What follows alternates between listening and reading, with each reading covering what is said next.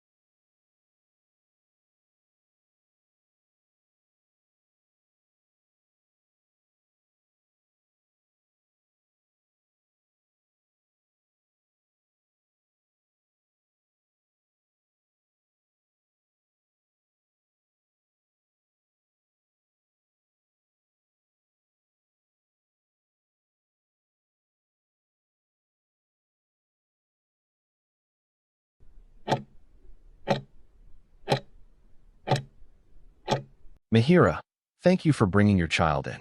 I've had a chance to assess the wound on their arm, and I want to explain what I've found. It's a minor skin break, what we call a superficial laceration. The good news is that I've confirmed there's no deep damage to the muscle or bone underneath. I've also carefully examined the wound to make sure there are no foreign objects like dirt or glass left inside. It's a clean injury, but the skin has been broken, which is why it bled and looks a bit concerning. Now, for the next steps to ensure it heals properly. We'll start with a very thorough cleaning to remove any bacteria that may have entered. This is the most important part to prevent infection. After that, we'll apply a sterile dressing to protect the area while it heals. This will keep it clean and dry. At home, you'll need to change the dressing as instructed and keep the wound dry for the next few days. I'll give you specific advice on how to do this and what to look for.